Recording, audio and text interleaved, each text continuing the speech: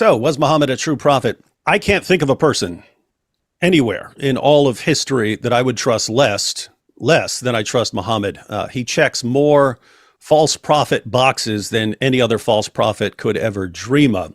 So let's think of a few of the different kinds of ways that we can examine the prophet of Islam. So we've got spiritual reliability.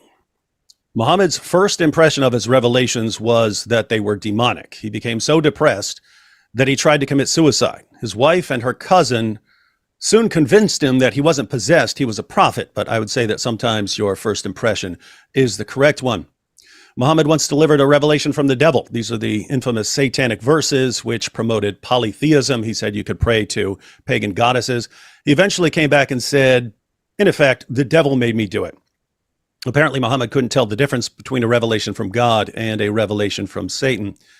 Muhammad once claimed that he was the victim of a magic spell that gave him delusional thoughts and false beliefs. And if you read about how Muhammad received his revelations, it sounds like something out of an exorcist film. He would collapse on the floor. He would sweat profusely, even in the cold. His face would turn red. Not someone I would trust as spiritually reliable. I wouldn't trust him as morally reliable either. I'm not saying he was bad in every way. There are things that I would agree with Muhammad on. But this is a guy who, according to Muslim sources, tortured a man for money.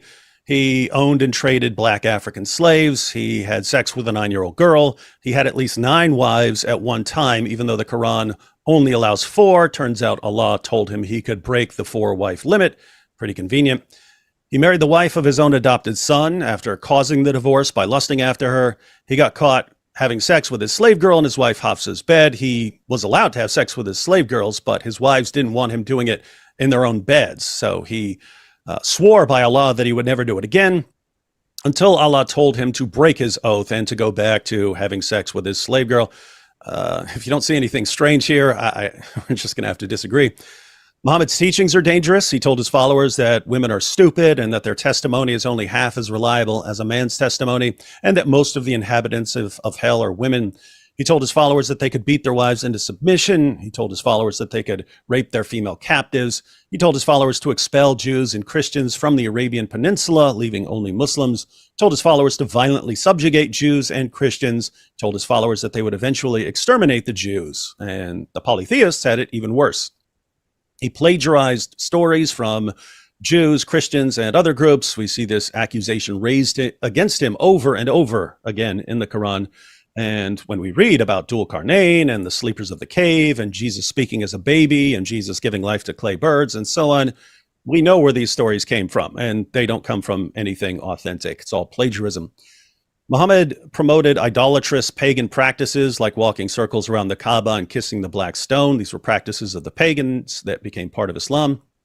Muhammad affirmed the inspiration, preservation, and authority of the Jewish and Christian scriptures, despite contradicting those scriptures on basic fundamental doctrines. Shuaib even quoted 7:157 for us, where we're told that we can find Muhammad in the Torah and the Gospel. So Muhammad is affirming our scriptures and contradicting them.